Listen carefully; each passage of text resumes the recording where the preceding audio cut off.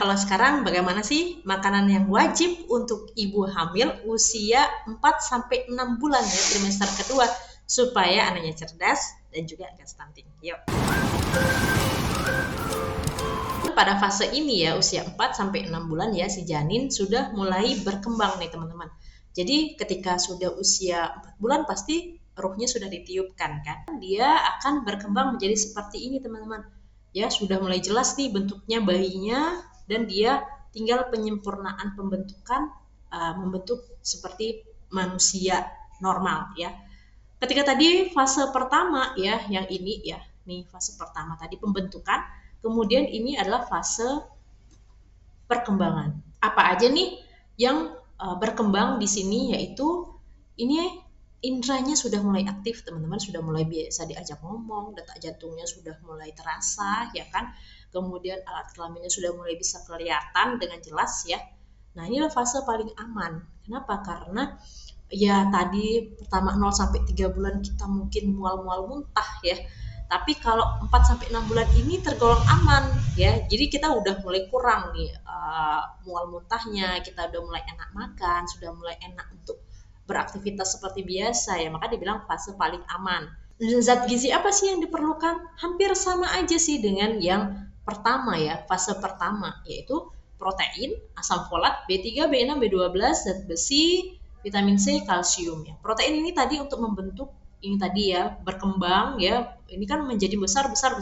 Nah, ini diperlukan protein ya. Kemudian asam folat tadi, walaupun enggak seperti yang pertama ya, pembentukan pertama itu sangat penting sekali asam folat karena dia untuk membentuk saraf-sarafnya. Kemudian asam folat yang ini digunakan untuk, kalau tadi sarafnya sudah berkembang, ini supaya tidak anemia si ibu. Asam folat, vitamin B3, B6, B12 ya. Kemudian zat besi dan vitamin C. Jadi yang paling penting menjaga agar ibu nggak anemia. Kenapa? Karena kalau anemia kan kurang darah. Aliran darahnya itu nggak sampai nanti di janin. Nutrisinya kurang.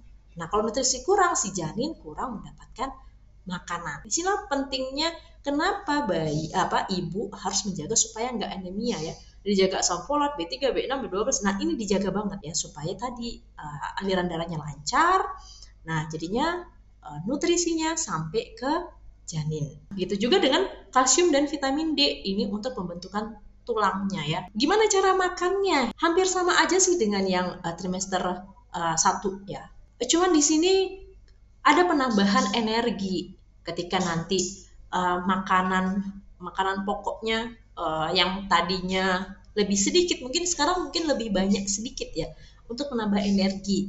Ya kan udah mulai besar tuh, perutnya sudah mulai terasa lebih besar. Jadi lu mulai cepet capek, mulai butuh makanan ya, cepet lapar. Nah, kita bisa mengisinya dengan karbohidrat yang lebih banyak ya, itu makanan pokok yang lebih banyak. Makan pokok apa aja, nggak hanya nasi teman-teman, bisa ubi, pisang, jagung, kentang ya. Mau nyemil-nyemil kentang boleh ya kan.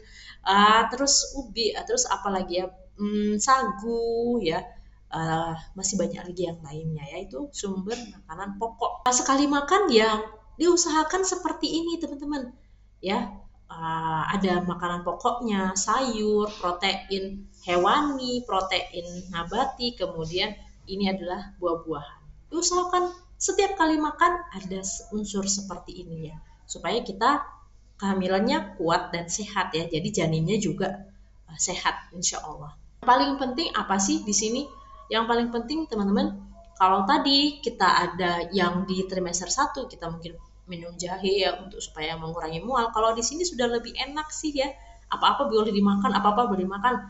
Yang penting teman-teman kalau bisa sedikit menghindari gorengan dan pedas. Kenapa? Karena kan si janin udah mulai berkembang besar kan. Artinya dia udah mulai menekan lambung. Dikit-dikit kita tuh asam lambungnya naik. Makanya lebih baik kita mengurangi sesuatu yang digoreng dan juga pedas. Lemak itu memperlama makanan itu ada di lambung, jadi susah dicerna teman-teman. Jadi lama di lambung. Kalau lama di lambung, senak ya, misalnya kita bilang senak, terus pedasnya itu naik ke tenggorokan kayak gitu ya.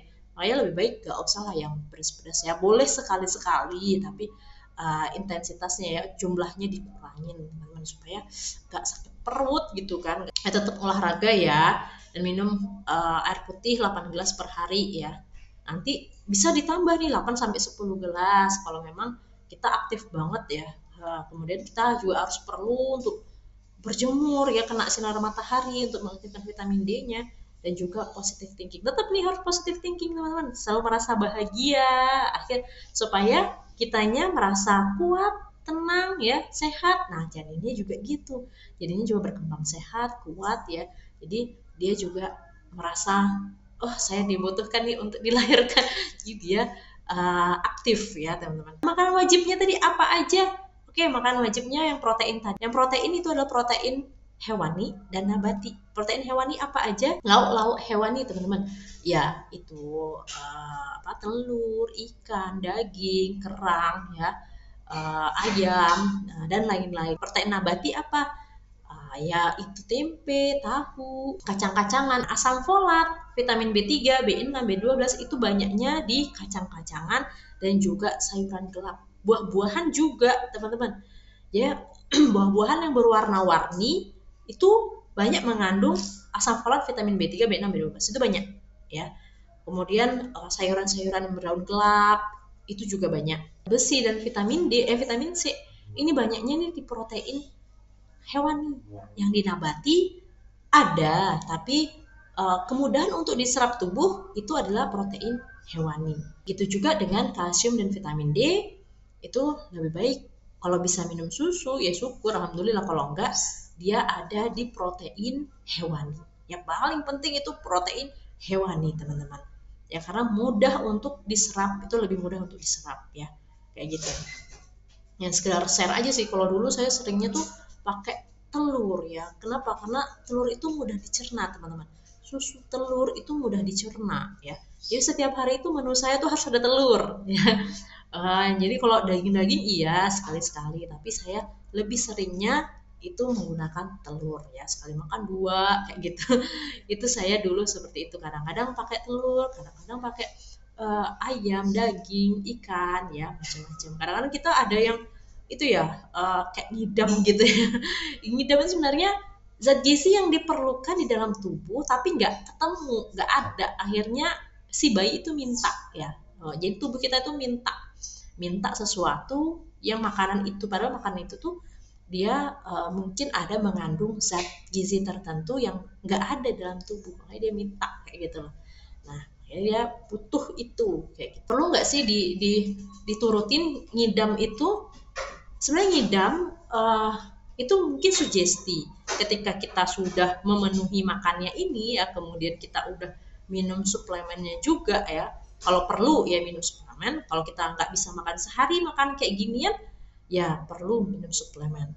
Nah, ketika kita sudah makan itu, ya sebenarnya kalau nggak diturutin ya nggak apa-apa.